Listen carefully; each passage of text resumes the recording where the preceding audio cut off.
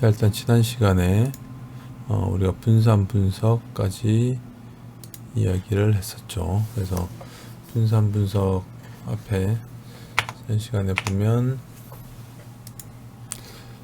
실험 배치 중에서 우리가 분산 분석을 여기에서 이야기를 했었어요. 그래서 분산 분석을 이야기를 했는데, 그래서 뭐 이론적인 의미로 나타내 보면 이렇게 뭐 3개 이상의 표본 평균에 대해서 분산을 이용해서 모집단의 평균이 같은지를 검증을 한다. 결과적으로는 뭐 하는 방법은 특성치의 3포를 제곱합으로 나타내고, 이 제곱합을 실험과 관련된 요인마다 제곱합으로 분해해서 각각의 오차의 자유도를 나누어서 각 요인별로 계산된 분산과 오차항의 분산을 비교하여 큰 영향을 주는 요인이 무엇인지를 찾는다. 굉장히 어려운 이야기로 되어 있죠. 그죠? 그래서 뭐 이렇게 예를 들어 본다라고 하면, 그냥 어떤 공정에서 우리가 기압만을 변화시켜 가면서 불량률을 측정을 했다라고 하면 우리가 얻는 특성치는 불량률이 되는 거고, 인자는 기압이 되는 거죠. 그래서 이 기압을 여러 가지 값으로 변화를 시켜서 해봤더니 그 전체가 일어나는 산포라는 것이 기압을 바꿨을 때 산포하고, 그리고 그 나머지의 산포로 나눌 수 있다. 그래서 만약에 이 산포보다 훨씬 더 크게 영향을 준다라고 하면, 그 이야기는 전체에 대해서 기압이 영향을 더 크게 준다라는 이야기니까 이 기압은 어느 정도 유의한 인자가 된다, 이런 이야기예요. 그래서 어떤 변수에 대한 영향을 수준을 바꿔가면서 했을 때 이 변수가 전체 다른 변수들의 영향보다 그 산포에 대한 영향이 더 크면 그것을 유의하게 바라볼 수 있다라는 이야기를 하는 겁니다. 그래서 일단 이야기는 이렇게 굉장히 복잡한데, 우리가 나중에 이 미니 탭을 사용을 해서 해보면 이 분산 분석에 우리는 나온 결과를 해석을 잘 하면 되는 거예요. 그래서 결과에 대한 해석 부분으로 이야기를 하고, 지금 이 이야기는 분산 분석을 이용을 하면 그냥 이 값과 이 값의 평균만을 비교를 하는 것이 아니고, 이 값에 우리가 지금 이 수준과 이 값에 따라 이 변수의 차이에 따라서 여기 있던 평균하고 여기 있던 평균 값들이 바뀜에 따라서 그게 다른 값들에 비해서 영향이 있다 없다를 판별을 하는 거거든요. 그래서 이야기 자꾸 어려워지니까 지금은 일단은 이 분산 분석을 통해서 두 집단의 평균을 비교를 하는데, 그냥 평균만 가지고 비교를 하는 게 아니고 이 모양, 퍼져져 있는 모양을 가지고 같이 비교를 한다라는 정도로 이해를 했으면 좋겠어요. 그래서 나중에는 미니탭 프로그램을 이용해서 나온 결과를 우리가 활용을 하면 되니까 그 정도로 보고요. 자, 다음 지난 시간에 이어서 이제 통계의 필요성에 대한 부분을 잠깐 설명을 해봅시다. 이 내용들은 주로 그 전에 2007년쯤에 나왔던 이 통계의 미학이라는 책, 동아시아 출판사에서 나온 최재호 작가님이 쓰신 것인데 굉장히 좋은 책이에요. 그래서 이 중에서 일부 내용들을 뽑아서 설명을 하도록 하겠습니다. 통계 쪽은 일단 여론조사 쪽에서 굉장히 많이 나왔던 부분인데, 중요하게 했던 부분들이죠. 요즘 또 우리나라도 여론조사, 통계, 선거 이런 부분은 굉장히 많은 부분들이니까 이 여론조사 쪽에서 가장 좀 큰 사건 중에 하나는 1936년도에 미국의 대통령 선거가 있었어요. 이때 공화당의 랜던 후보하고 민주당의 루즈벨트 후보가 나와서 붙었는데, 이때 리터러리 다이제스트라는 잡지사에서 이때 총 유권자가 4,570만인데 그 중에 1,000만 명의 유권자를 대상으로 해서 240만 명의 응답을 회수를 해서 누가 이길 것인가를 미리 발표를 하려고 했었어요. 그래서 이 응답 회수 기간만 약 3개월 정도 걸렸고, 이 1,000만 명 뽑은 1,000만 명 안에는 잡지의 정기 구독자, 그다음에 전화번호부 상에 있는 명부, 자동차 등록부에 있는 사람들, 사슬클럽 회원 명부, 대학 동창회 명부 등을 다 추가를 해서 1,000만 명에 대해서 유권자를 했고, 240만 명에 대한 응답을 회수를 한 거죠. 그래서 랜던이 57%로 이길 것이다 라고 이야기를 했어요. 근데 실제 결과는 랜던이 38%고 루즈벨트가 62%로 결과가 뒤집힌 거죠. 근데 흥미로운 거는 이런 3개월의 결과를 3개월 동안에 이 조사를 하고 있는 동안에 조지 갤럽, 지금 여러분 갤럽이라는 이름은 많이 들어봤을 거예요. 여론조사 기관이니까. 조지 갤럽이 이 3개월을 이 리터러리 다이제스트에서 기다리면서 회신을 받는 동안에 이 회신 받는 이 240만 명 중에서 대략 한 3,000장 정도를 추출해서 이 재응답 회신을 받았어요. 그래서 이 3개월 동안에 회신하는 사이에 이 회수 기간 내에 미리 발표를 해봤어요. 그때 랜던이 56% 이길 것이다. 이 표본 3,000장 안에서는 라고 발표를 한 거죠. 그렇게 보면 지금 리터러리 다이제스트사에서 240만 명의 응답, 전체 모집단 4,570만 중에서 다이제스트에서는 240만을 뽑았고, 근데 갤럽은 이 안에서 3,000명을 뽑은 거죠. 그래서 갤럽은 랜던이 56%라고 이야기를 했고, 다이제스트는 랜던이 57%라고 이야기를 한 거죠. 여기를 끊고 생각을 해보면 이거와 이걸 비교를 해보면 1%밖에 차이가 안 나요. 그리고 보면 240만 명의 이야기하고 3,000명의 이야기하고 똑같다는 거죠. 그래서 이런 것들이 통계에서 가장 중요한 대수의 법칙이에요. large numbers에 대한 law라는 건데, 어느 정도 숫자가 크면 그 이상은 의미가 없다는 거, 똑같다는 거죠. 어느 정도 3,000 정도가 되는 숫자가 되면 굳이 240만까지 안 하더라도 이 결과는 똑같다는 거예요. 이 안에서 만약에 이 표본을 이거 안에서 이거를 랜덤하게 무작위적으로 잘 뽑았다라고 하면, 무작위적으로 여기서 뽑고 이렇게 보면 랜덤하게 확 해서 뽑았다라고 하면 이 3,000이 240만의 결과를 대표할 수 있다라고 이야기를 하는 거죠. 그래서 이게 통계라고 하는 것이, 우리가 이렇게 모든 걸 다 조사하는 것을 우리가 전수조사라 그러고, 전수조사를 다 할 필요가 없이 이렇게 일부 표본만 뽑아서 통계를 하는데, 이때 다이제스트는 이거 대비해서 너무 많은 숫자를 뽑아. 이 숫자하고 이 숫자는 똑같다는 거죠. 결과적으로 보면 어느 정도 굉장히 큰 수기 때문에 그 얘기를 하는 거예요. 그런데 이 실제 이거하고 왜 틀렸을까라는 거예요. 이만큼이나 뽑았는데. 근데 이때 당시에 문제는 이게 문제였어요. 이게 다이제스트사에서 유권자를 뽑을 때 정기 구독자 또는 전화번호부에 올라 있는 사람, 이때만 해도 1936년만 해도 미국의 전화를 놓고 있는 사람이 전체 인구의 4분의 1밖에 안 됐어요. 자동차 있는 사람은 더 적겠죠.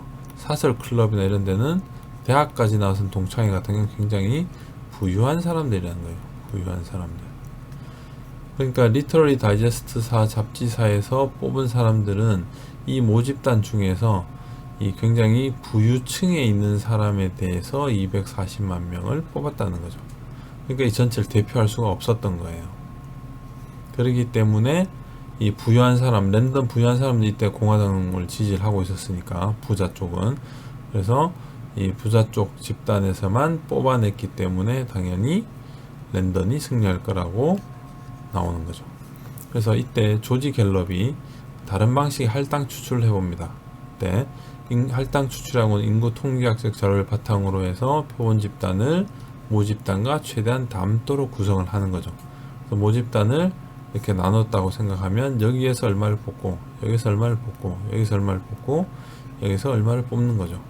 그러니까 우리나라로 말하면, 우리나라에 선거를 할 때 보통 이렇게 이쪽 호남 쪽하고 전라도 쪽, 경상도 쪽, 서울하고 강원이 이렇게 있으면 우리나라 대상으로 그냥 전체 랜덤하게 뽑는 게 아니고, 여기에 얼마, 여기 얼마, 여기 얼마, 여기 몇 명씩 할당을 해서 표본을 뽑는 거예요. 그래서 할당 추출이라고 이야기를 하는 거예요. 그렇게 해서 조지 갤럽이 이 방식을 이건 이제 다이제스트하고 이걸 비교해 보기 위해서 한 거고, 이 중에서 4,570만 중에서 5만 명을 뽑아 봅니다. 이런 인구 통계학적 센서스 자료를 바탕으로 해서 비슷하게 만들어서 5명의 대상으로 해서 했더니, 설문조사를 했더니 루즈벨트가 56%로 이긴다고 나온 거예요. 실제 결과는 62%.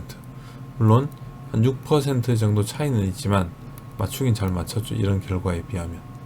그래서 이 6% 차이가 이때는 좀 묻혀졌지만 이것만 해도 굉장히 중요한 사건이 됐죠. 그래서 그냥 표본 자체를 막 뽑지 말아야 된다, 그래서 할당 추출을 해야 된다 라는 게 중요한 이야기가 됐던 거예요, 이때는.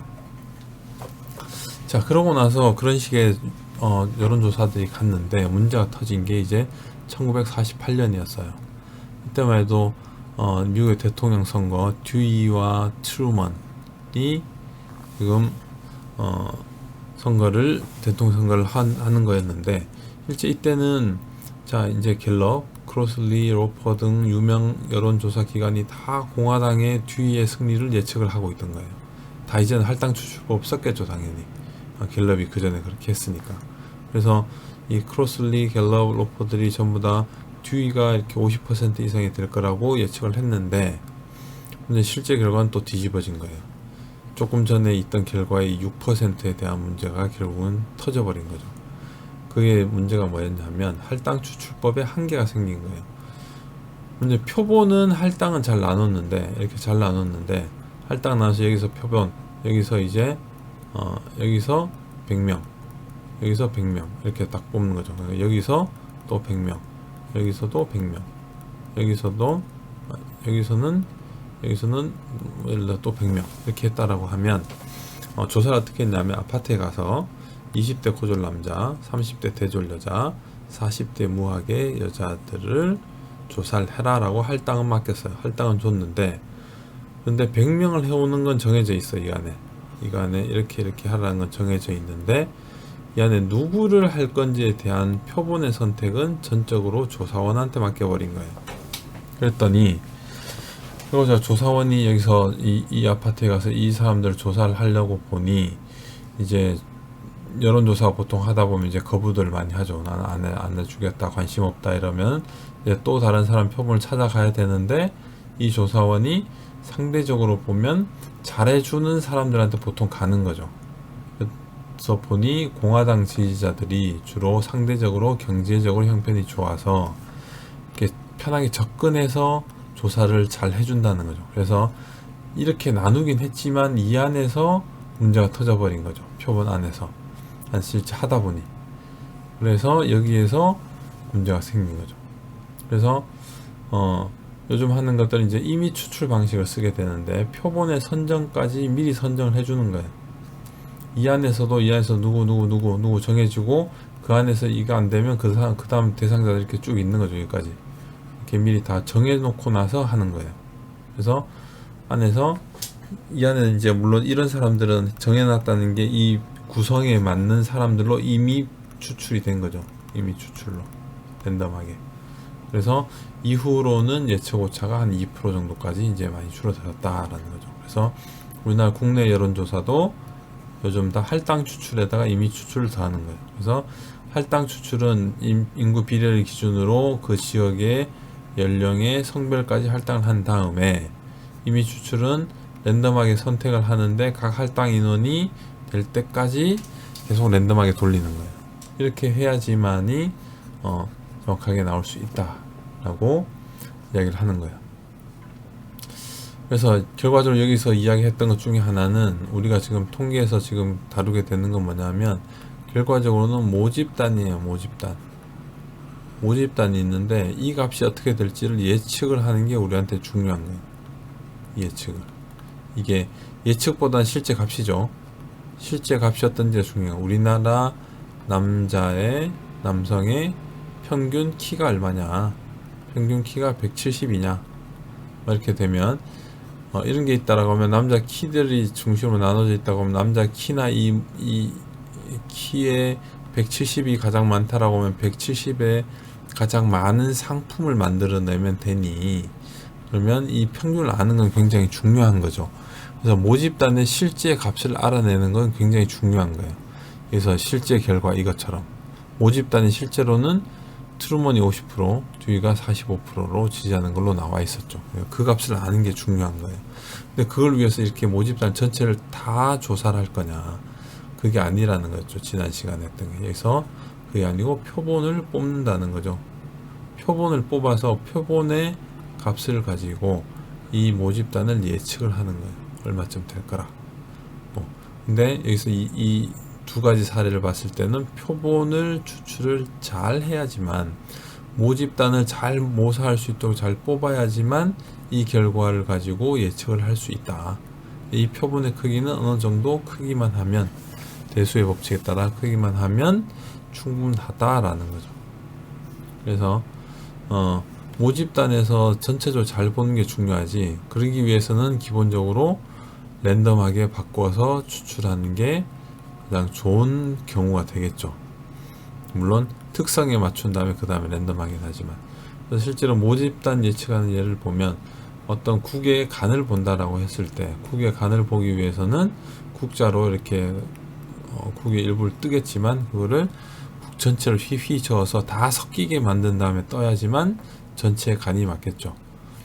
그리고 뭐 수박 장수 같은 게 수박도 수박의 일부 이렇게 딱 따서 이제 보게 될 건데 그것도 전체를 알고 싶지만 어쩔 수 없이 일부만 따서 그것만 가지고 예측을 하는 그런 예가 될 거예요. 그래서 그런 정도로 표본을 추출해서 이걸 하는 것이 굉장히 중요하다라는 통계적으로 그 이야기를 지금 이야기를 한 거예요. 우리가 실제 모집단이 가장 우리가 원하는 것인데 모집단의 값을 원하는 것인데 이거를 하기 위해서 표본을 뽑고 그 값을 가지고 모집단이 어느 정도일 거라고 예측을 하는 방식을 우리가 취하게 될 거예요. 그래서 이제 두 번째 이야기는 데이터를 잘 봐야 되는데 우리가 지금까지는 주로 지금까지 여러분들은 대개 다 평균만 신경을 썼을 거예요. 평균값만. 학점을 보더라도 평균이 뭐 3점 얼마다 이것만 보죠. 그래서 평균이 3.1인 학생하고 3.2인 학생하고 물론 3.2인 학생이 더 잘한다고 이야기를 하지만 전체적으로 볼 때는 우리가 볼 때는 학생들이 뭐 3.1일 수도 있고 2일 수도 있지요. 그래서 이 학생은 똑같다라고 볼 수도 있는 거예요. 교수님들의 입장에서는. 그 얘기는 뭐냐 하면 우리가 평균만으로 그 값을 어떤 특정한 값만 가지고 데이터를 보면 안 된다. 그리고 몇 가지 이제 경우 이 세 가지 경우에 이야기할 건데 이런 형태 데이터를 잘 파악을 해야지만 그 특성을 이해할 수 있다라는 이야기를 하는 거예요. 첫 번째 이야기는 되게 이제 사람은 보고 싶은 것만 보고 보여주고 싶은 것만을 말하게 되는 거죠. 그래서 보통은 이제 이런 광고를 하죠. 최대 50% 할인. 최대 50%지만 평균은 모르죠. 그냥 이 가장 큰 값만 보고 50%니까 뭘 해야 되겠다라고 생각을 하지만 실제로 할인율은 내가 적용했을 때 할인율은 달라지는 거죠. 그래서 평균이라든가 최저라든가 이런 거 없이 이 한 값만 보여주면서 우리가 속게 되는 거죠. 그리고 뭐 예를 들어서 그 다음에 1,000원에 17마일씩 주겠다 라고 하면 이거는 이제 이 안에 또 숨겨져 있는 건 뭐냐면 이거는 연 2만 마일을 이상을 사용한 사람에 대해서 적립한 사람에 대해서 그 이후에 1000마일에 대해서는 17마일씩 1000원에 대해서는 예를 들어서 뭐 200만원 이상 쓴 사람한테 대해서 1000원당 17마일로 이걸 지원을 해주겠다 뭐 이러는 거죠. 그러니까 고객을 세분화해서 마케팅하는 건데 나한테는 그런 결과가 오지 않는 거죠. 그래서 또 뭐 이렇게 광고로만 봤을 때 예매율 순위 1위 이렇게 돼 있는데 작은 글씨로 뭐 2000몇 년도 몇째 주 개봉작 중에서 과연 이게 몇 개나 되는데 그 중에서 뭐 영화가 3개 중에서 하나 1등을 했다 또는 뭐 2개 중에서 1등을 했다 그럴 수도 있는 거죠. 그래서 이런 것들만 가지고 믿어서는 안 되겠다. 두 번째는 우리가 이야기하던 보통 평균만 따지는 경우 이건 그냥 특정하게 보여주고 싶은 숫자만 보여주는 경우 이건 평균만 따지는 경우 그때 그래서 1920년도 중국 내전할 때 강을 건너야 되는데 평균 수심이 1.4m였어요. 그래서 병사들의 평균 키는 1.65m죠. 건너라고 하면 건너라. 강을 이제 도할 때 병사들이 키가 더 크니까 이제 건너도록 시킨 거죠. 건너는데 많이 죽었다 이거죠. 왜냐하면 평균이 1.4m지만 실제로 더 깊은 것이 2m짜리가 있으니까 최대 깊이 2m가 있으면 1.65는 지나가다 다 죽게 되겠죠. 평균만 보고 했을 때는 문제가 굉장히 생긴다는 거죠. 이제 가구당 평균 가족 수가 3.6명이다. 3.6명이다. 라고 해서 그렇다고 하면 우리는 주택을 어떤 걸 공급해야 될 것이냐. 그러니까 우리나라 가구당 평균 가족 수 3.6명이니 주택은 3에서 4인을 위한 주택을 보급하는 게 가장 좋겠다. 라는 결론을 내리고 이쪽 주택을 짓게 되면 문제가 생긴다는 거죠. 왜냐하면 이 가족이 이거 평균은 가족당 봤을 때 1, 2인 가족이 35%고 5인 가족이 20%고 5인 이상의 가족이 이렇게 해서 평균이 3.6명이에요. 그러면 3에서 4인을 위한 주택을 지으면 이 사람들도 안 되고 이 사람들도 안 되는 거죠. 그래서 그냥 단순하게 평균만 봐서 하는 건 안 된다라는. 또 뭐 프로야구 선수 평균 연봉이 예를 들어 7천만 원이다 했는데, 근데 알고 봤더니 3천만 원 미만이 200명이 넘고 전체 한 470명 중에서 상위 17%인 82명이 전체 돈의 70%를 차지하는 거죠. 그리고 보통 이거 이제 월급 이야기할 때 많은 이야기들이 나오는 거죠. 그래서 월급을 이야기했을 때 우리 뭐 삼성전자 이야기 많이 나왔었죠. 삼성전자의 평균 연봉이 얼마다 라고 했는데, 알고 보니 이것이 이제 상위에 있는 소수 인원들의 연봉이 굉장히 높아서 전체 연봉이 끌어올라가져 버린 거죠. 그런 경우들이 문제가 되는 거예요. 일교차와 연교차도 마찬가지죠. 기온이 있을 때 하루에 왔다 갔다 하지만 1년 전체 평균으로 보면 아주 변화가 적다라고 이야기하지만 하루 자체나 그해 1월, 2월의 변화나 6월, 7월의 변화 자체는 다르니까. 그래서 전체 평균으로만 봐버리면 문제가 된다는 거죠. 그리고 뭐 데이터 구조상으로 봤을 때는 뭐 이거 똑같이 볼 수 있어요. 이제 이 삼성전자의 평균 연봉 5천만 원이었어. 한국은행의 평균 연봉은 7,400만 원이었어. 그러면 한국은행이 훨씬 더 많이 받네, 삼성보다 훨씬 더 많이 받네 라고 하지만, 알고 봤더니 평균 근속 연수를 봤더니 삼성전자는 6.4년 들어와서 6.4년 이후에 퇴직을 하는 거죠. 그 이야기는 좀 경력이 쌓이면서 연차가 올라가면서 월급들이 올라가는 경향이 있는데, 신입이나 또는 저연차의 사람들이 5천인 거고, 한국은행은 평균 근속연이 18년 정도니까 굉장히 연차가 오래돼 있는, 오랫동안 근무하던 사람들의 연봉이 당연히 높을 수밖에 없는. 그래서 18년 된 근속인 사람의 연봉의 평균하고 삼성에서도 이 정도 근속이 된 사람의 연봉의 평균을 보면 이게 훨씬 더 높을 수가 있는 거죠. 그래서 전체적으로 우리가 데이터를 볼 때 이런 경우들, 특정 숫자 또는 평균 그리고 구조상의 문제가 있는 이런 거에 를 잘 파악을 해야지만 데이터를 잘 알 수가 있고, 아까 전에 이야기했듯이 결과적으로는 이제 모집단을 우리가 알게 되는 것이 중요한데, 얘를 다 볼 필요 없이 표본을 가지고 추측을 하게 됩니다. 추측을 하게 되죠. 네, 추측을 할 때 이것들이 이렇게 추측을 할 수 있는 것들이 맞냐 안 맞냐라고 하는 부분들도 결과적으로는 우리가 분산 분석을 통해서 이루어집니다. 그냥 평균 하나만 볼 것이 아니고 이 모양이 퍼져 있는 정도 모양에 따라서 같으냐 아니냐를 분석을 해주는 거죠. 그래서 통계는 일단 여기까지 이야기를 하고요. 전체적인 이야기는 실제로 이제 통계에 대한 내용들, 통계를 다루는 부분들은 미니 탭을 가지고 하면서 해보도록 하겠습니다. 자, 통계에 이어서 이제 미니 탭 자체에 대해서 좀 써보도록 하겠습니다. 미니 탭 데모 버전을 받거나 학교 안에서 미니 탭 19 버전의 라이센스로 접속을 할 수 있으면 학교 안에서 접속하는 방법에 대해서는 이 캠퍼스에서 주소랑 라이센스 서버의 주소 방법들을 올려놓겠습니다. 일단 자 받았으면 윈탭을 이렇게 띄워보면 다음과 같은 창이 뜨게 됩니다. 여기서는 지금 19 버전이 되는 것이고요. 그래서 보통 우리가 윈도우 프로그램들과 같이 파일, 편집, 데이터, 계산, 통계 분석, 그래프, 보기, 도움말, 보조도구 이렇게 있습니다.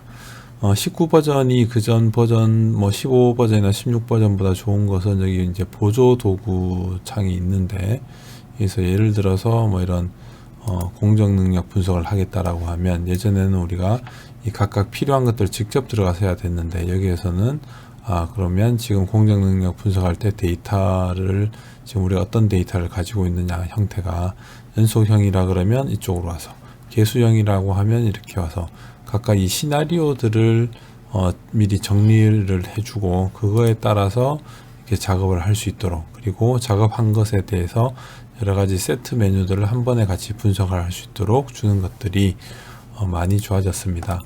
이런 것은 나중에 좀 더 배운 다음에 이야기를 하도록 하겠습니다.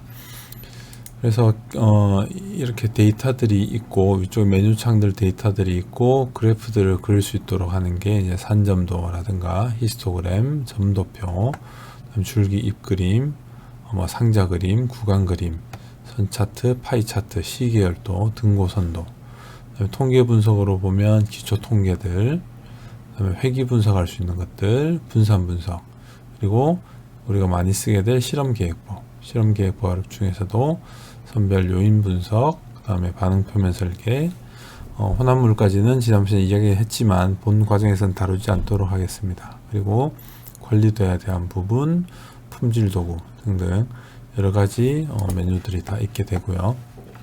전체 창에 보면 위쪽 부분은 우리가 그림 분석을 했을 때 결과창들이 나타나는 부분이 되겠고, 옆에 왼쪽 부분은 이제 트리창, 아래쪽 부분은 이제 워크시트가 되겠습니다. 그래서 워크시트 보면 예전 버전까지는 이제 워크시트가 주로 크게 있었고 분석을 하면 새로운 창에 뜨는 형태였는데, 19 버전에서는 다음과 같이 워크시트와 워크시트 아래쪽에 배치를 해 있습니다. 그래서 이게 이제 C1 칼럼 1, 2, 3, 4 열 번호인 거고요. 그다음 위에 여기 한 줄 남아 있는 것은 제목 타이틀을 붙일 수 있는 창이 되겠습니다. 예를 들어서 여기서 이렇게 보면 그래서 데이터 1 이렇게 쓰게 되면 이건 제목창이 되고, 여기 밑에부터 실제 데이터를 이렇게 넣을 수가 있는 형태가 되겠죠. 그래서 밑에 이런 창들은 엑셀과 똑같이 컨트롤 키를 잡고 휠 버튼을 돌리면 확대 또는 축소 형태가 됩니다. 이렇게 해서 엑셀과 유사하게 쓸 수가 있고요. 그래서 대신에 엑셀과 다르게는 여기는 주로 데이터들만 다루기 때문에 이렇게 중간에 비어있는 데이터를 쓸 수가 없습니다. 그러면 이렇게 밑에 다른 칸에 이렇게 써보면 이렇게 스타 형태로 나와서 이 값은 뭐냐면 여기 있는 데이터가 지금 빠져 있다, 결측치를 이야기를 하고 있습니다. 그래서 하나씩 다 채우든지 이렇게 빠지면 여기는 우리가 데이터를 얻지 못했다 라는 걸로 해서 결측치라고 이렇게 표시를 하겠습니다.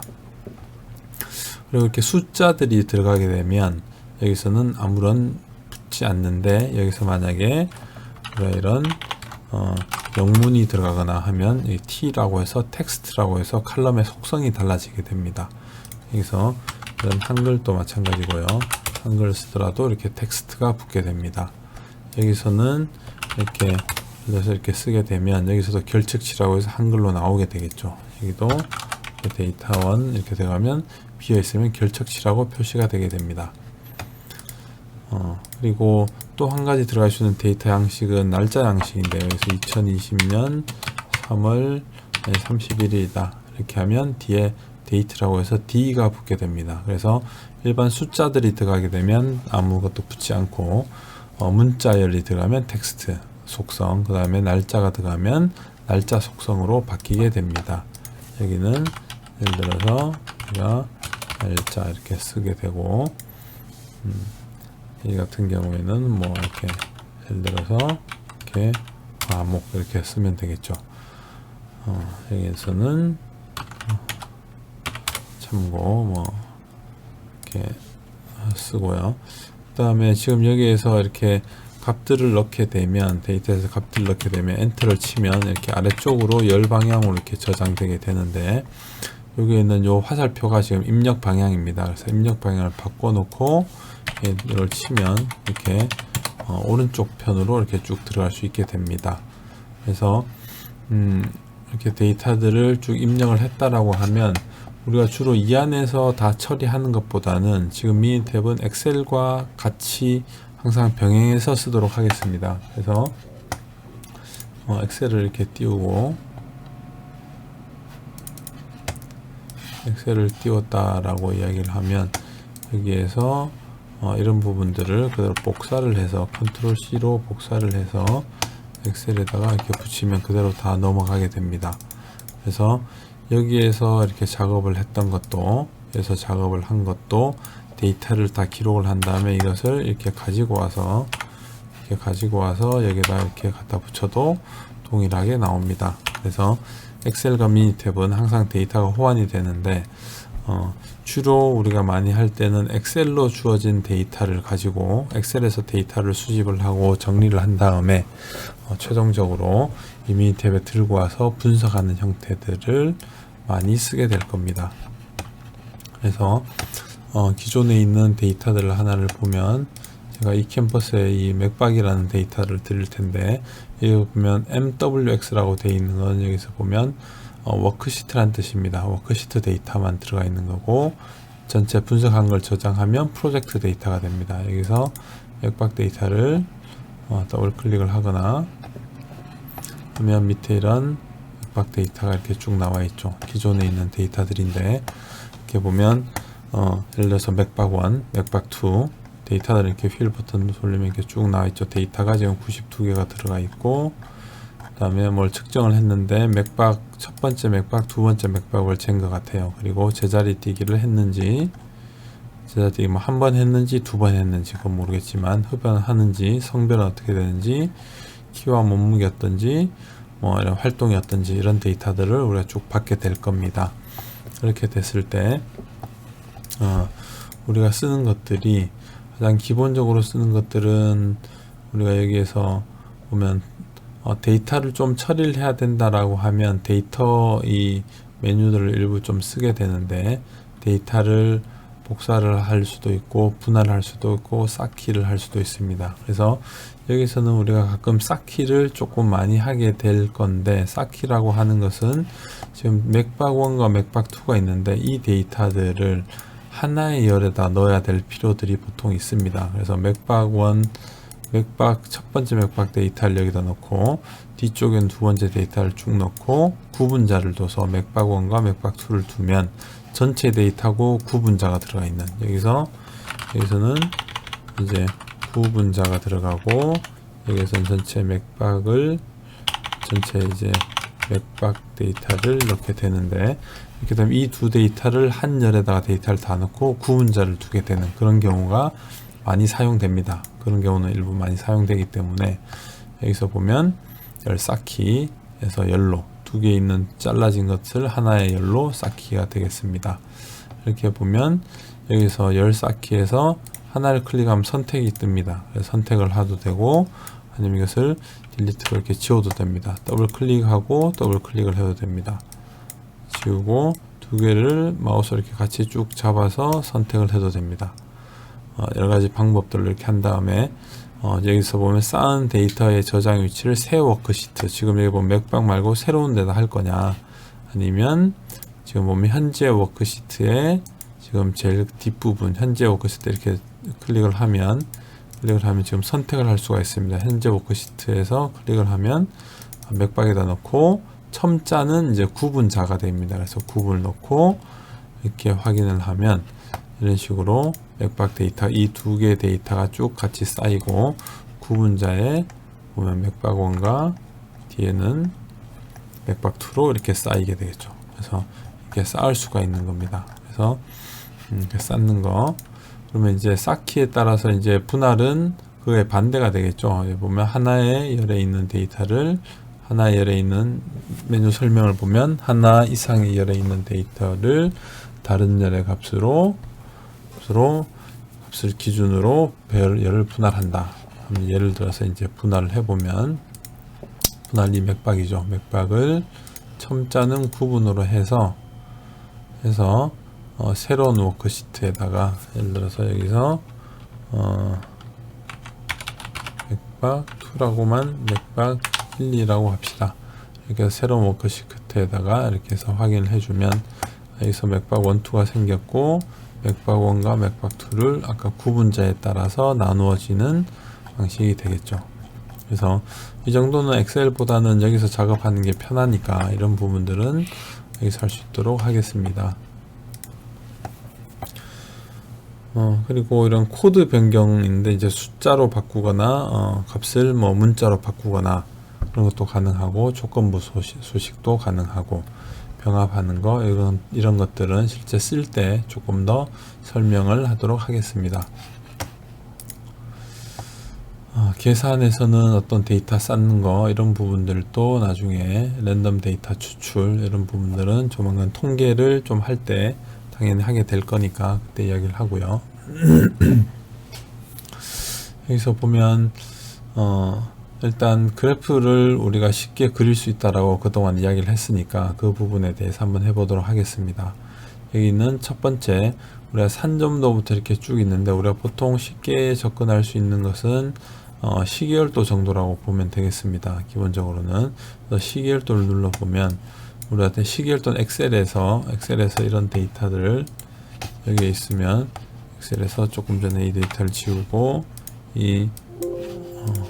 맥박 1과 맥박 2를 복사를 한 다음에 여기다 이렇게 된 맥박 1, 맥박 2가 있고, 이것을 이렇게 쭉 예를 들어서 잡아서 여기에서 보면 삽입해서 그래프 중에서 분산형이 아니고 되게 보면 여기서 보면 꺾은 선형, 여기서 보면 표식이 있는 형태, 이렇게 해서 그리게 되면 이 넘버에 따라서 지금 이렇게 쭉 이걸 순서대로 그린 그런 형태의 그림이 되겠습니다. 근데 이것을 이제 미니 탭에서 그린다라고 생각을 해보면, 그래프에서 그런 부분이 시계열도라고 볼 수가 있는데, 시계열도는 시간의 순서대로 차례대로 그리는 겁니다. 그래서 단수는 하나만, 그룹은 그룹별로 나눠서, 다중은 여러 개를 같이 그룹으로 단순해서 확인을 한 다음에 맥박 1을 클릭을 하고 맥박 2를 클릭을 해 보겠습니다. 그러면 두 개를 다 그리는데, 여기 보면 다중 그래프가 있네요. 지금 일단은 별도 그래프에 그리도록 하겠습니다. 확인을 하고 확인을 해주면 여기서 바로 이렇게 시계열도가 그려집니다. 이렇게 지금 제가 시계열도 두 개를 그리라고 했으니까 맥박 1하고 맥박 2, 그래서 여기서 보면 첫 번째 탐색기에 보면 지금 워크시트별로 그룹화를 해주면 지금 워크시트가 맥박 1, 2가 있고 이게 있는데, 지금 이 맥박이라는 데서 작업을 한 것만 따로 모아놨습니다. 만약 여기서 작업을 했다라고 하면 이 창이 또 다르게 하나가 트리가 생기겠죠. 그래서 여기에서 이 시계열도를 그렸는데, 이렇게 보면 이 그림이 조금 전에 여기에서 엑셀로 그린 이 그림하고 같은 그림이 되겠습니다. 그래서 여기에서는 이걸 더블 클릭을 해주면 여기서 그래프들을 쉽게 조정을 할 수 있습니다. 여기서 보면 이 클릭을 하면 이런 부분들이 바뀌게 되는데, 지금 클릭을 한 거는 연결선입니다. 그래서 이것을 더블 클릭하면 연결선을 어떻게 할 거니, 여기에 대해서 어떻게 정의로 이런 모양들을 어떻게 할 거냐 하는 것들을 이제 바꿔줄 수가 있겠죠. 그래서 간단하게 그래프들을 속성도 바꿀 수 있고, 이렇게 클릭하면 데이터 영역이 나오고, 이렇게 하면 제목이 나오죠. 이렇게 하면 축 레이블, 축 척도, 그래서 필요한 대로 우리가 잡아서 변화를 주면 됩니다. 그리고 여기에서 보면 여기서 마우스에서 오른쪽 클릭을 하면 요 오른쪽에 나와 있는 이 부분들이 요 값들이 있는데, 그래서 지금 선택을 하면 우리가 이렇게 잡은 것들이 선택이라고 됩니다. 그래서 이 중에서 두 번째 본 브러쉬라는 것이 있습니다. 클릭을 해보면 이렇게 마우스로 이렇게 박스를 그려보면 이것을 이제 그 다음부터 잡아줄 수 있는데, 요 두 점이 어디에 데이터냐, 11번째 행과 13번째 행의 데이터다 라는 것이고, 밑에서 보면 11과 13 옆에 점이 표시가 되어 있죠. 이 점 표시가 이 점이라는 겁니다. 그래서 이것을 옮겨 다니면서 내가 여기서 이 시계열 데이터라고 하는 것은 우리가 처음부터 이제 만약에 이제 측정을 쭉 한 거죠. 1번부터 해서 쭉 측정을 했는데 데이터가 들어온 순서대로입니다. 순서대로 쭉 했는데 이 모양들을 보고 여기가 가장 큰 게 나왔네. 이 피크가 뜬 요 세 개는 뭘까라고 했을 때 그것을 가져가 보면 25번, 29번, 31번 그때 값이 96, 196 이렇다는 것을 알 수가 있죠. 이제 점들이 다 뜨겠죠. 그래서 그럴 때 이제 브러쉬를 쓰게 되고 십자형 포인트는 이 전체 이 값을 기준으로 해서 지금 이 레벨 같은 정도를 이렇게 볼 때 좌표를 이렇게 볼 수가 있겠죠. 그래서 뭐 이런 거는 이제 화살표인데 예를 들어서 이렇게 딱 잡아 빼서 이 데이터가 지금 조금 전에 해서 브러쉬에서 보면 지금 29번이었죠. 그래서 텍스트로 해서 여기 잡아서 29 번호를 이렇게 잡아 놓으면 이 그림상으로 확인해 보면 여기서 이 특이치를 우리가 가장 높은 값들을 이렇게 쓸 수도 있겠죠. 그래서 어느 정도 그림이나 이런 것들은 직관적으로 우리가 볼 수가 있습니다. 직관적으로 봤을 때 이 경우 같은 경우는 좀 다르네요. 그죠? 이 앞쪽 그림 같은 경우는 어느 정도 순차적으로 튀는 것이 있지만 전체적인 경향이 이렇게 차례대로 흘러가는 듯한 모습이 보이는데 이 두 번째 맥박2라고 하는 건 보면 이쪽하고 이쪽 구분이 되어 있죠. 그래서 이쪽의 경향과 이쪽 경향이 좀 다르게 느껴지는 거죠. 그래서 이런 것들은 나중에 관리도 같은 데서 우리가 다 분석을 할 수가 있는데 일단 우리가 시계열도를 보는 것들이 이런 형태를 잘 보기 위함입니다. 그리고 미니 탭을 쓰게 되는 가장 큰 이유 중에 하나도 이렇게 우리가 시각적으로 그래프를 잘 빨리빨리 그려서 볼 수 있으면 우리가 시각적으로 보는 것이 훨씬 분석상에 좋기 때문에 시각적으로 봐야 되는데 엑셀에서처럼 좀 그림 위주가 아니고 그림이 쉽게 그릴 수가 없다라고 하면 이런 걸 굉장히 그리기가 힘들어지겠죠. 그래서 미니 탭에서는 금방 이렇게 쉽게 볼 수 있고 어느 정도 이런 것도 간단하게 직관적으로 쉽게 바꿀 수가 있습니다. 그래서 좋습니다. 그래서 예를 들어서 이렇게 도움말을 클릭을 해보면 이렇게 해서 이렇게 인터넷으로 창이 뜨게 되는데 헬프 창들이 여기서 그래프 영역에 대한 설명들 이런 부분들이 쭉 나오게 되겠죠. 그래서 그걸로 찾아보면 되고요. 그래서 이런 경우도 여기에서 그래프 복사를 하면 그림으로 복사가 됩니다. 그래서 엑셀 창에다가 이렇게 해서 컨트롤 V로 붙이게 되면 이렇게 해서 우리가 그렸던 그림이 그대로 나올 수가 있겠죠. 그래서 이건 했던 것을 가지고 그림을 떼서 그려도 되고 아니면 여기에서는 창을 내려보면 워드로 보내기 이렇게 해서 워드로 보내면 그래서 MS 워드가 있으면 프로그램 안에 컴퓨터에 있으면 이렇게 워드로 바로 문서로 가게 됩니다. 그러면 여기에서 바로 작성을 할 수가 있겠죠. 시계열도 맥박원에 대해서 분석을 했더니 이런 식으로 쓸 수가 있겠죠. 그래서 리포트를 쉽게 할 수 있는 기능도 되겠습니다. 뭐 예를 들어서 이제 산점도를 보면 산점도는 되게 이제 우리가 그릴 때 두 개의 관계를 나타내는 건데 여러 가지 옵션들이 있지만 단순해서 확인을 하면 그래서 Y 변수, Y를 맥박2, 예를 들어서 X를 맥박 클릭 이렇게 이제 더블 클릭을 하는 겁니다. 그래서 더블 클릭을 해서 이렇게 만들어주면 이 두 개를 이렇게 맥박1 대 맥박2로 그려주죠. 이렇게 간단하게 우리가 이런 그림들도 되게 형태가 다 정해져 있고 통계적으로 많이 쓰는 그림들을 이렇게 쉽게 그릴 수 있도록 만들어 놓은 형태가 되겠습니다. 그래서 이런 경우도 보면 이거는 이런 형태도 그릴 수가 있습니다. 그래서 취소를 해도 되고요. 그래서 이렇게 조금 전에 분석했던 대로 이렇게 분석한 대로 밑으로 쌓일 수도 있고 여기서 보면 최신 항목 수금 정렬을 해버리면 오래된 것이 밑으로 가고 최근 것이 위로 올라오게 되겠죠. 그런 형태로 그릴 수도 있습니다. 그래서 이렇게 데이터들을 보면 그 다음에 그릴 수 있는 것은 이렇게 예를 들어서 이제 히스토그램 그리고 보통 산점도를 굉장히 많이 그리게 되는데 기본적으로 보게 될 때 지금은 제가 맥박1과 맥박2 지금은 보면 데이터가 여기까지는 다 똑같이 있죠. 92까지는 다 있으니까. 예를 들어서 우리가 그래프를 산점도를 좀 많이 그려보겠습니다. 한번. 그래서 단순으로 해서 지금 좀 전에 맥박2와 맥박1이 있었죠. X변수가 맥박1이죠. 그래서 그 다음은 예를 들어서 제자리 뛰기와 맥박의 관계, 흡연과 맥박의 관계. 흡연하고 맥박의 관계는 뭐 관계는 없습니다. 그래서 성별하고, 그래서 보면 흡연하고 맥박1 성별 더블 클릭을 해서 쭉 찍어주면 되니까, 그다음에 키와 맥박, 무게와 맥박, 활동과 맥박 이렇게 쭉 그려서 한 번씩 쭉 그려주면 이 전체가 이렇게 다 나옵니다. 전체적으로 이게 전체적으로 다 나와서 이렇게 휠 버튼으로 이렇게 줄이면 줄어들겠죠. 이렇게 보면 지금 산점도를 여러가지 2개의 변수에 맞추어서 지금 현재 7개를 그렸습니다. 7개를 그리면서 이제 쭉 보니까 보면 지금 맥박1하고의 관계가 보면 맥박1과 맥박2가 어느 정도 관계가 있는 것처럼 보이죠. 우리가 시각적으로 자꾸 보려고 하는 겁니다.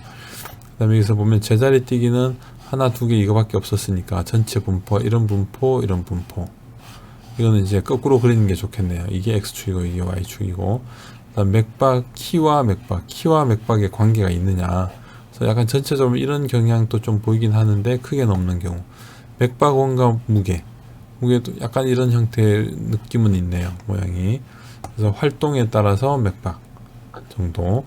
이렇게 해서 여러 가지 그림들을 빠르게 그릴 수 있다라는 거. 특히 이런 산점도 행렬을 보면 단순해서 확인한 다음에 여기서부터 여기까지를 잡습니다. 한 번에 잡아서 이렇게 확인을 해주면 여기서 보면 이렇게 나오는 거죠. 크게 보면 크게 보던 아니면 이렇게 뭐 이런 것들은 이렇게 띄워서 보고 여기 와서 이걸 하나를 띄워서 봐도 이렇게 같이 놓고 볼 수도 있습니다. 이런 경우로 이 그림이 요 그림이 되겠죠. 그래서 지금 보면 여기서 이런 산점도 행렬을 그리게 되면 지금 보고 있는 모든 변수들의 서로의 관계를 그려준 거예요. 이렇게 보면 이런 것들이 이미 대배 큰 강점 중에 하나죠. 첫 번째 이 그림 전체를 보면 이거는 이런 경향이 보이네. 이거는 위아래 약간 평균 높은 쪽, 낮은 쪽, 넓게 퍼져 있는 쪽. 이런 그림도 키하고 무게는 확실히 상관관계가 있네. 그래서 우리가 이 모양들 전체 그림을 보고 뚜렷하게 특징들이 보이는 것만 찾아보면 이거 키하고 무게는 확실히 관계가 있구나. 이 사람들에 대해서 성별하고 키, 성별에 따라서 이 성별과 이 성별에 따라서 키도 차이가 나네. 성별에 따라서 무게도 차이가 나네. 전체적으로. 그런데 그림들을 전체를 보면서 파악을 할 수가 있기 때문에 이런 데서 좋은 툴이 되고 있습니다.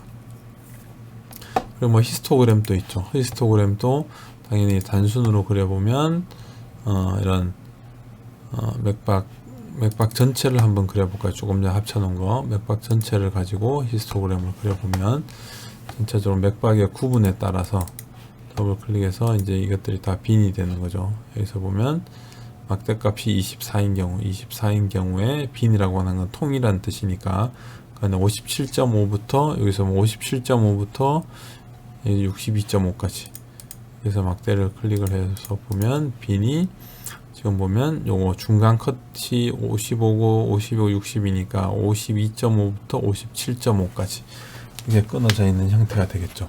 중간점을 했으니까 그 형태의 히스토그램을 이렇게 그릴 수 있고 또한 여기에서 조금 전에 그렸던 히스토그램을 다시 보면 그래프에서 히스토그램을 적합선까지 표시를 해주면 여기서 보면 맥박에 적합선이 표시가 되면 확인을 해주면 이 전체를 이런 이 정규 분포의 선으로 이렇게 만들어서 같이 그려줍니다. 그러면 평균과 표준 편차가 같이 나오는 거죠.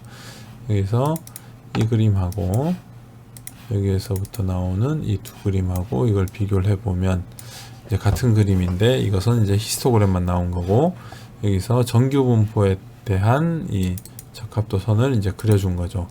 적합도선을 정규 분포로 맞출 거냐 로그로 할 것이냐 여러가지 분포들을 넣을 수도 있고 지금은 이제 정규 분포로 맞춰 놓은 거죠. 그래서 정규 분포 선이 되고요. 그래서 이 데이터 전체의 평균값, 표준 편차, 개수 왜냐하면 이 정규 분포는 평균과 표준 편차만 있으면 그릴 수가 있으니까 그 값을 이렇게 같이 그려준 형태가 되겠습니다. 그래서 히스토그램도 굉장히 쉽게 그릴 수가 있죠.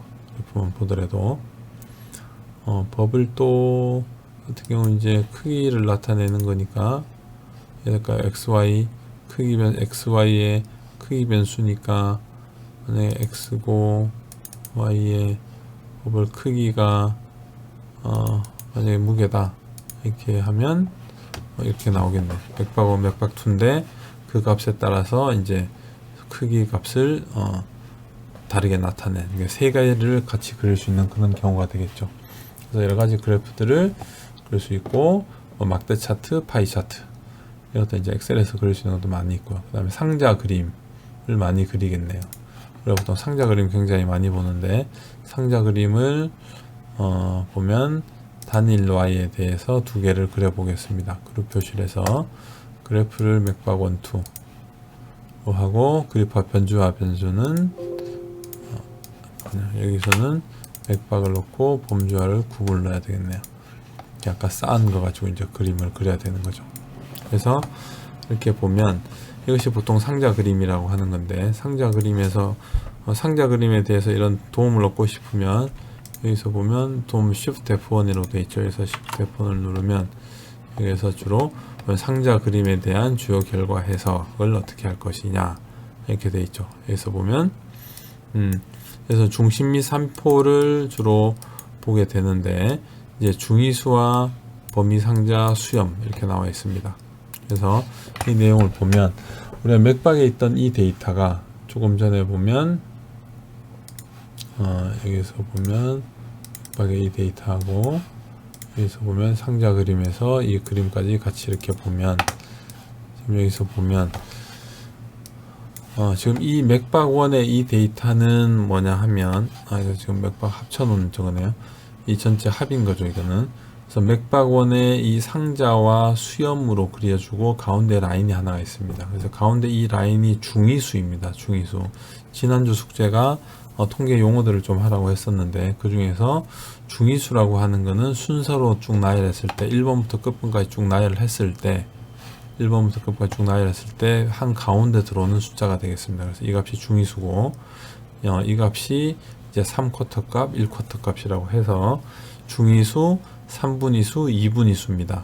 여기는 요 박스에서부터 요 박스 사이까지 지금 여기서 클릭을 해보면 Q1이 64, Q3가 80으로 됐죠. 70이 중위수고 그러니까 이게 64, 이게 80, 얘가 71로 되어 있습니다. 그래서 이 박스 안에 들어가 있는 데이터가 이 전체 데이터의 절반이라는 겁니다. 여기서 산점도, 식별도 그러니까 히스토그램에서 히스토그램을 박스 1만 하나만 그려봅시다. 여기서 단순해서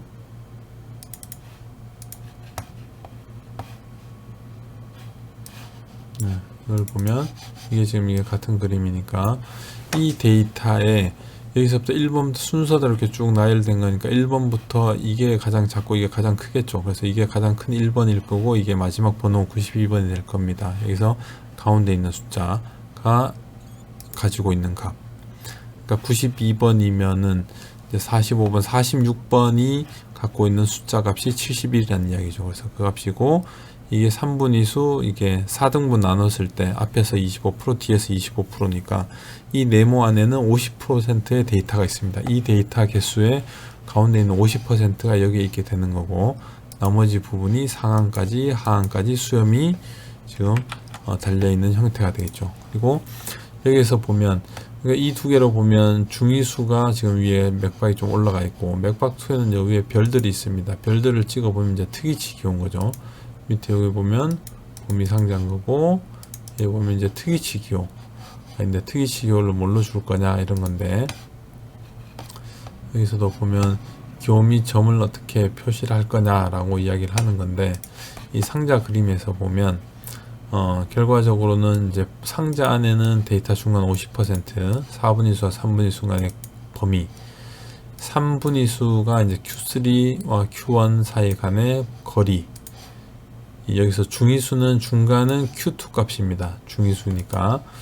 이렇게 되고 수염은 상자 양쪽에서 연결되는데 결과적으로는 보통 특이치를 제외하면 하위 25% 상위 25%.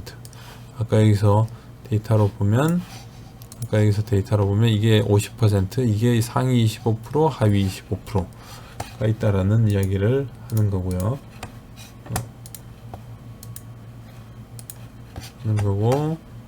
여기서 보면 그 다음에 나머지는 이 특이치 같은 경우에는 비정규 쳐져 있는 이야기도 있고, 특이치라고 이야기하는 거는 여기 좀 설명이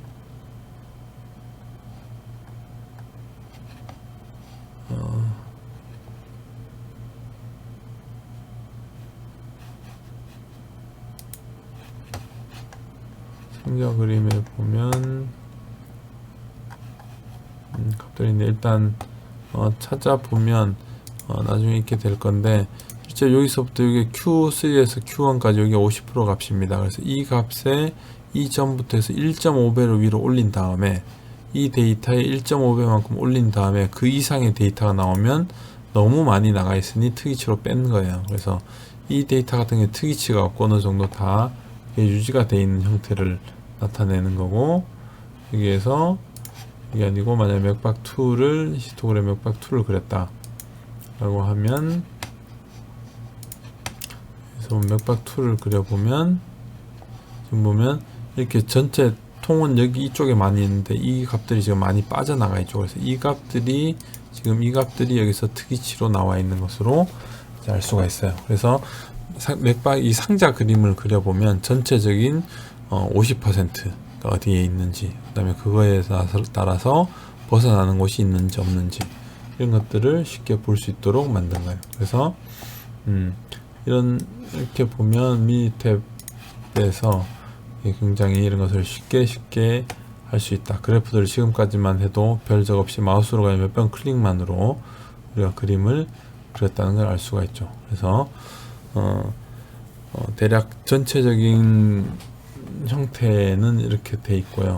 그래서 뭐 이렇게 편집하는 방법들, 그다음에 이렇게 시트를 쓰는 방법들에 대해서만 지금은 설명을 했고, 다음 시간에는 이 데이터들을 가지고 좀 여러 가지 이제 해보는 것으로 하겠습니다. 그래서 지금까지 만든 걸 저장하고 싶으면 여기서 보면 프로젝트 저장 하면 이렇게 보면 지금 이 전체 이 모양을 같이 이제 저장을 할 수가 있고요. 이거를 저장을 할 수도 있고, 그럼 MPX 형태로 되고, 현재 출력도 이렇게 웹페이지로 해서 출력도 저장이 됩니다. 그래서 이런 부분들은 다음 시간에 더 다루도록 하겠습니다.